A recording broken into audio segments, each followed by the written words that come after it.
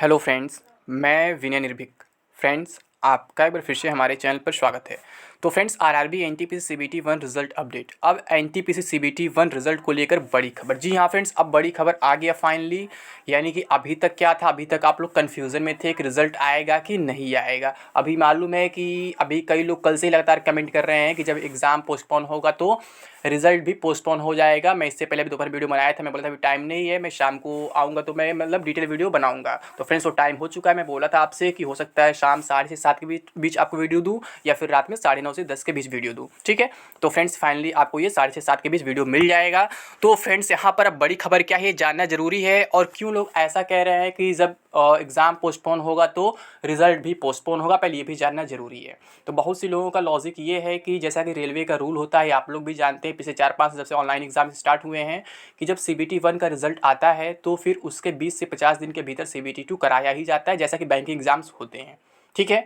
लेकिन मैं वहाँ पे एक बात और आपको बताया था फ्रेंड्स, कि अगर जैसे कि ये रिज़ल्ट से पहले पोस्टपोनमेंट अपडेट दे देते हैं, तब रिज़ल्ट को भी पोस्टपोन किया जा सकता है। यानी कहने का सेंस ये है, जब रेलवे डिसीजन ले लेता है रिज़ल्ट देने से पहले ही, तो क्या है, आपका क्या है, रिज़ल्ट भी पोस्टपोन हो जाएगा। लेकिन अगर रिज़ल्ट के बाद एग्ज़ाम पोस्टपोन होता है तो फिर रिज़ल्ट तो पहले आ ही सकता है। ये बात मैं आपको कई बार बता चुका हूँ, तो अभी मैं कुछ प्रूफ दिखाने वाला हूँ, ठीक है। अभी बहुत से लोगों को ये डाउट है एग्ज़ाम पोस्टपोन होगा कि नहीं होगा, अभी यही डाउट चल रहा है। कोई किसी एग्ज़ाम से कंपेयर कर रहा है, कोई किसी एग्ज़ाम से कंपेयर कर रहा है। तो ये देखिए, अभी लेटेस्ट अपडेट कौन कौन से एग्ज़ाम पोस्टपोन हुए हैं। ये देखिए, TN postpones semester exams in all universities amid COVID surge, ठीक है। जो तमिलनाडु है वो क्या किया, सभी सेमेस्टर एग्जाम जो है पोस्टपोन कर दिया अपना। फिर क्या है, MUHS PG graduate exams postpone due to rise in कोविड-19 केसेस, ये भी पोस्टपोन हो गया। JNTU Hyderabad and Osmania university postpone exams. सारी यूनिवर्सिटी जब एग्जाम पोस्टपोन करे तो कम्पिटिटिव एग्जाम क्या है आप समझ सकते हैं, ठीक है। यूनिवर्सिटी तो हर साल कराना जरूरी होता है, और ये तो हर साल कोई बाउंडेशन होता है। रेलवे का आप ये भी जानते हैं, रेलवे ऐसा है कि कभी 5 साल बाद एग्जाम करे, 10 साल एग्जाम कराए, कोई पूछने वाला होता नहीं है, फिर कोई जवाबदेह नहीं उसका होता है, ठीक। KVPY exam 2022 postpone amid rising कोविड-19 cases. KVPY exam 2020 postpone amid rising कोविड-19, 2 बार रिपीट हो गया इसमें, ठीक है। तो फ्रेंड्स, ये देख सकते इतने सारे एग्जाम्स अभी मैं आज ताज़ा दिखा रहा हूँ, इससे पहले कई सारे एग्जाम्स पोस्टपोन हो चुके हैं। FSSAI का एग्ज़ाम पोस्टपोन हो चुका है, और भी बहुत सारे एग्जाम्स पोस्टपोन हुए, अभी नाम नहीं याद प्रेजेंटली, ठीक है।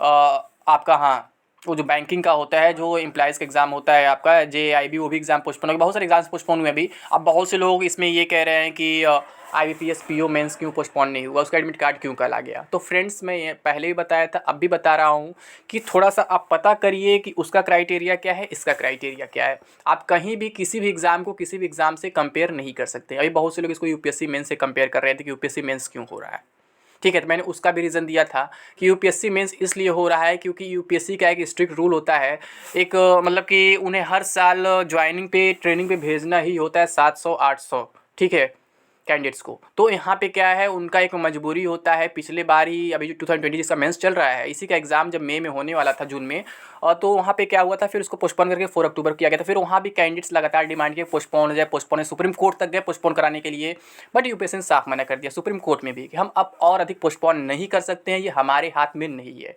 क्योंकि हमें इतने कैंडिडेट्स भेजने होते हैं हर साल। अगर और डिलेट करके देंगे तो फिर हमारा पूरा कैलेंडर खराब हो जाएगा, फिर 1 साल बर्बाद हो जाएगा, ठीक है। तो अब हमारे हाथ में कुछ नहीं, हमको एग्ज़ाम कराना मजबूरी है।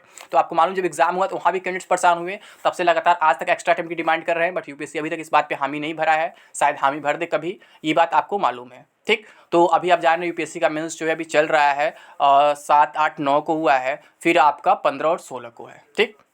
और जब से मैं आया तब से मेरा तबीयत भी खराब हो गया, तभी से उसी मेंस को देने के बाद थोड़ा सर्दी जुकाम है, तो ये मत कहना ओमिक्रॉन है, ठीक है। तो यहाँ पे क्या है कि मतलब कि उसको आप इससे कंपेयर नहीं कर सकते, क्योंकि उसका एक फिक्स रूल होता है, टाइम टेबल होता है। बट रेलवे में ऐसा कुछ भी नहीं होता है। रेलवे में ऐसा नहीं है कि इस साल इसको वैकेंसी कंप्लीट करना ही कराना है, ठीक है। अब कोई आपको झूठा अफवाह फैला देगा कि हम ग्रुप डी का ज्वाइनिंग 2022 में करा देंगे, फिर एनटीपीसी ज्वाइन 2022 में कर देंगे, ऐसा पॉसिबल नहीं है, क्योंकि ये रेलवे का मतलब होता है पंचवर्षीय योजना, 5 साल लगना तय होता है।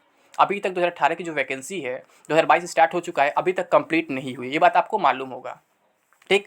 अभी कहीं बैलेंस पैनल तक नहीं दिया गया है, ठीक है। कहीं पैनल 7 आ रहा है, पैनल 6 आ रहा है, कभी DV5 हो रहा है, DV6 हो रहा है, कहीं रीमेडिकल बुलाया जा रहा है, कहीं कुछ किया जा रहा है, हर जगह ऐसा चल रहा है। अभी तक कहीं बैलेंस पैनल नहीं आया है। तो आप खुद अंदाज़ा लगा लीजिए कि रेलवे कितना फास्ट काम करता है, फिर कितना स्लो काम करता है। तो वो बात अलग है। पहले ओमिक्रॉन केसेस देख लेते हैं।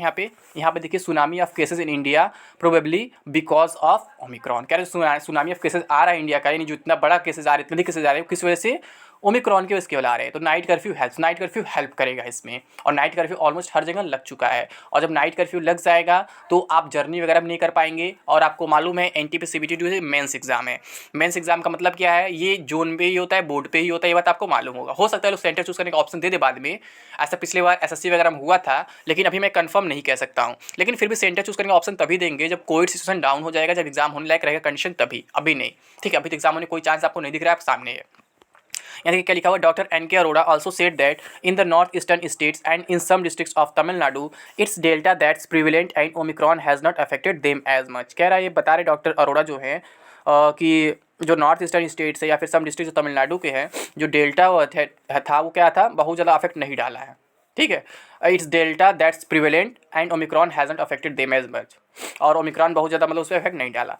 यहाँ पे क्या आगे, the tsunami of Covid cases being witnessed in India is probably because of the Omicron variant. Doctor N K. Arora, chairperson of the national technical advisory group of immunization NTAGI, told CNN News 18 on Monday. This is coming at a time when scientists working on genome sequencing of positive samples have said that along with the original Omicron variant, its sibling BA.1 is dominant. its sibling बन रहा है, उसका जुड़वा बन रहा है। ठीक, यहाँ पे क्या है, however, Dr. Arora also said that in the northeastern states and in some districts of Tamil Nadu, its delta that's prevalent and Omicron have not affected them as much. Giving more details of the genome surveillance, the NTAGI chief said in May, June, July it was 89% delta. Gradually in October, November, delta became about 40% and so-called delta plus became 50-60%. Then as December comes, Omicron starts coming and the epicenters of this outbreak like Delhi, Mumbai, Kolkata, Pune, Ahmedabad, there the proportion of Omicron has increased to 90%, maybe 75%. So other individuals are less at the